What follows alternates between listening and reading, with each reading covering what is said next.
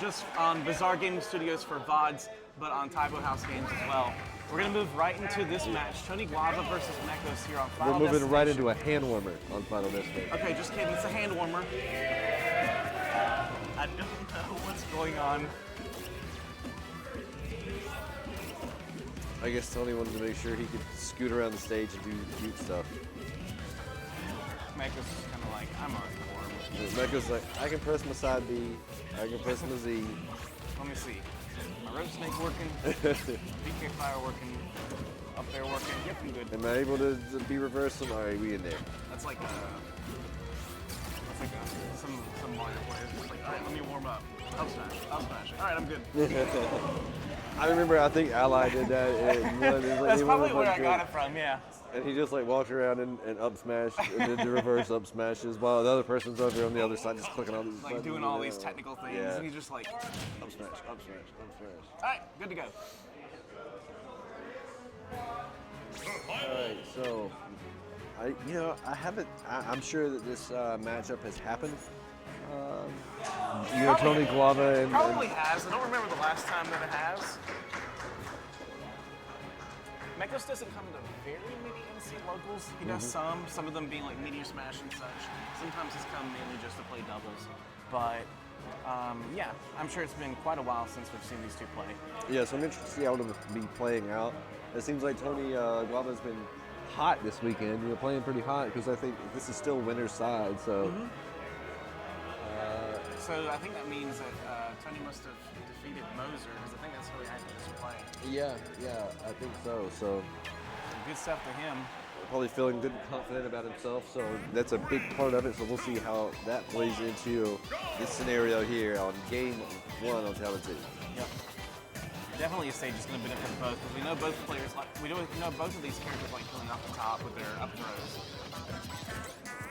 Of course, Mewtwo being kind of that glass cannon, able to do some damage, but he's just a big, light body himself. Yeah, and it's going to be interesting because in many ways, if Tony Guava wants to commit to it, he can play a zoning game that's just about as effective as Mekos' Lucas can. Right. Between his down tilt, shadow balls, retreating fairs, things of that nature. And they both have their poking tools. Obviously, Mekos having rope snake in the air, and Tony having the down tilt to cover the ground. And that interaction is going to be interesting itself because you have one that covers the ground, landing options. You have one that covers just snuffing out short hops and reckless advances. So I'm curious, it's going to be who throws out what and when, Right. Rising neutral air is going to allow him to get back to the stage. Going to follow up with a forward air. It's not going to clean the stock out. So Tony Guava being super slippery off stage. Oh, it's not a good look for him. Able to dodge. Possible misclick. Up throw. Up throw, yes. Gonna kill early. Wow. Obviously, Lucas having some rage right now, but just like I talked about earlier, Mewtwo's just light. That too, it might have been a little bit of a DI mix-up on. Mekos' part, because just prior he tried the down throw up air, and Mewtwo was able to air dodge through it. Then he immediately got a re-grab, so maybe Tony was thinking, oh, he's going to try that again and look for reading my air dodge, and so he was DIing for the down throw. Yep. Tony going to have to be careful with shadow balls in this matchup. Obviously, we know that Lucas has the magnet ability to recover percentage. Yeah, if he's going to be using the shadow balls, most likely he'll be doing it while Lucas is committed to some form of movement. Right. That was a cute little 3 or 4 piece combo there. Oh yeah. Very nice. Quick 72%. But Mekos answering back, already got him at 66%. Very nice. Calls out the short hop. I like that because a lot of times you'll see Mewtwo's, they'll do that short hop air dodge forward air. But he short out air dodged away, and it looked like Mekos was expecting to punish the retreating forward air, and Tony was there waiting with the down smash. Super, super smart play. Big brain play. Okay, just a little empty hop. Yeah. Gets the grab, and just like I mentioned, killing at 120. Tony Guava's getting mileage off his usage of his disappearing air dodges right now. and either in the form of, just empty, basically short hop air dodges or retreating. So the way he's incorporating that into his game is super impressive here in the early goings.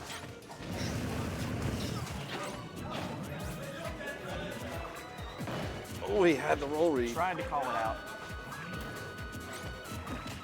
That is gonna kill. Yep. With that no rage on Lucas, that made that much easier to confirm. Yep. So we got a last stock situation here. Good power shield allowed him to get that dash attack. And Yep. Lucas fighting his way back on stage with some neutral airs.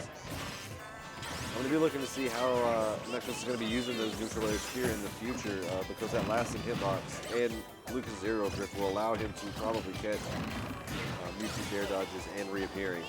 And Mekos is taking full control of this final stop. Yeah, he's turned. It seems like he's turned it up a notch here because Mewtwo's sitting in a kind of a dangerous spot right now.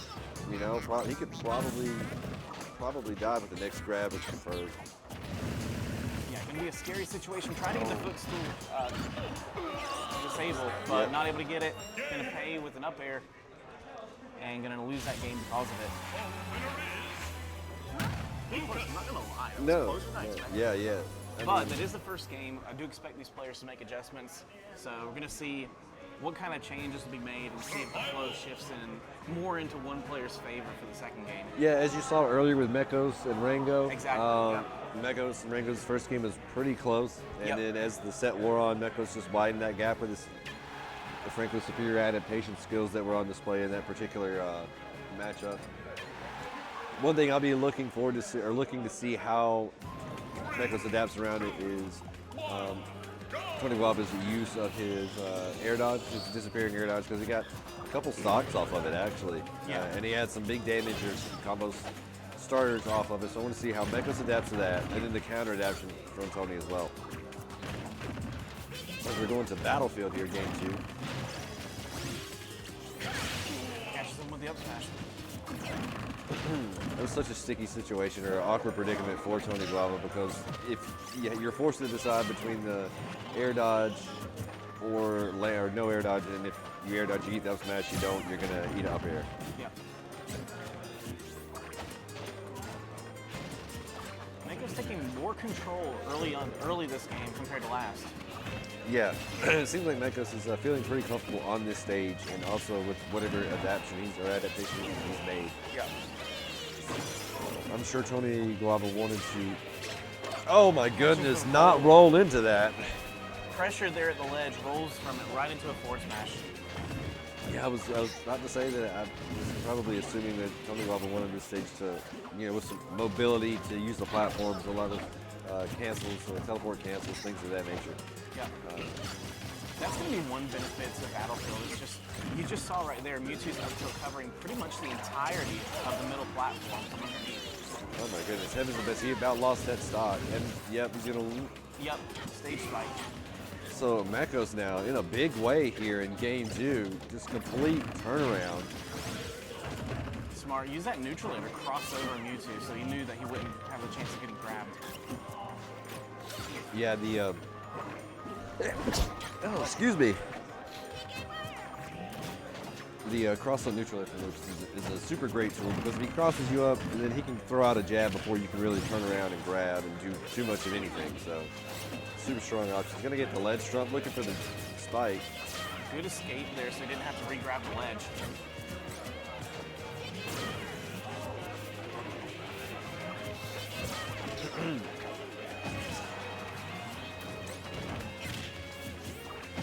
So you see now, Mekos is there for a moment, was kind of forcing the issue, trying to figure out a way to get something going so he can wipe out this stock. He wants to hurry and move on to the next game, which he will do. Yep. Just like that, just like I mentioned, the shift from close game to a 3-stock. Yeah, And you can see Tony Guava looking a little disheartened right now. a little flustered. A little shook, just trying to get it back together. Just trying to think about what happened that game and see what kind of adjustments he can make. We're going to go back to Town and City for this third game. 3, 2, 1, go! Yeah, you know, when something like that happens, sometimes you just got to say, all right, look, that was not the stage choice. You know, or that was like not the correct stage choice. Yeah. You know, we'll be sure not to do that again. Yeah.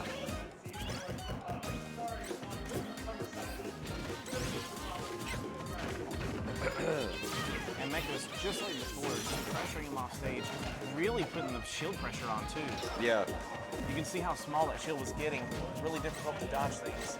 But now Tony Guava fought his way back on stage, but Mekos was quickly turning the tides. And you see there, Mekos throwing out that rope snake, that's that air dodge. So I'm curious to see, or I'm wondering, maybe he's picking up on what Tony Guava wants to do and how he's negotiating in the air with using his air dodges.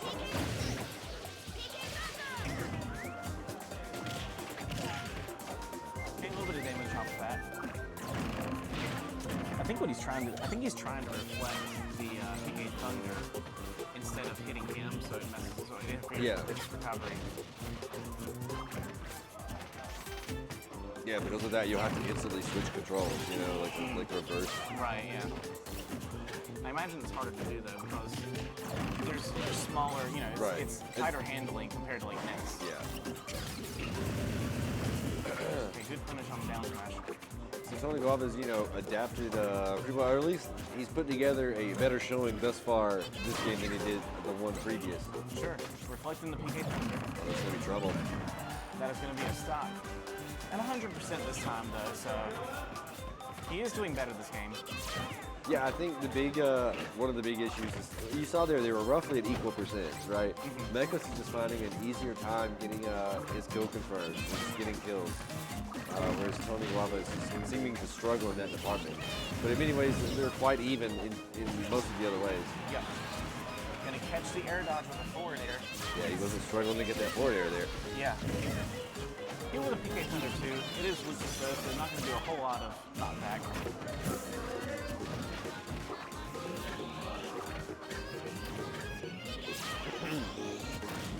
Mekos was just going to try to run up and do it to him, but he ate a shadow ball for his trouble.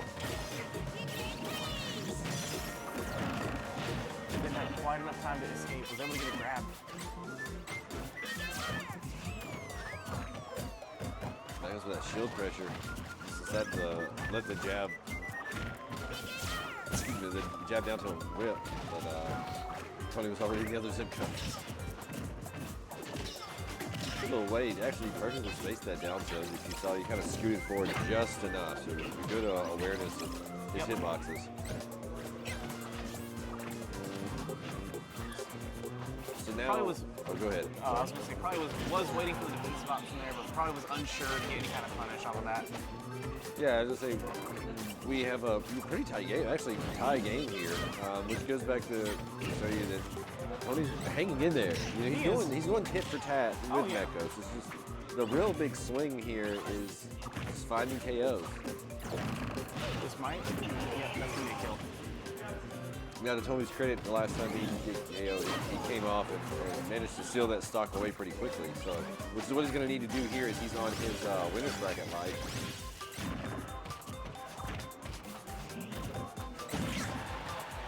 Able to trade hits there forward air. And I think at this moment, Mekos is going to be one to take whatever trades he can get. Yeah. That was a nice grab. Yep.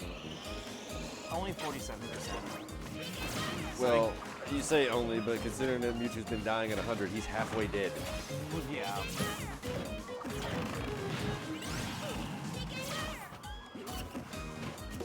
Just like you said, he's putting more of a fight this time. Yeah, you know, game one was, he did really, really well. Game two was kind of mildly whopping. But he's put together something here in game three, but that's going to do it. Yep, that will do it. As Mekos tidies up that last stop. Putting up a good fight. Battlefield just was not the right stage for him. No. Mekos showed, you know, he almost got a jab lock off of, you know, him falling off of some of those platforms. Yeah, so I think you noticed, even though he probably could control some of the platforms being Mewtwo, you know, Mekos showed that he could do just the same. Yeah, for sure.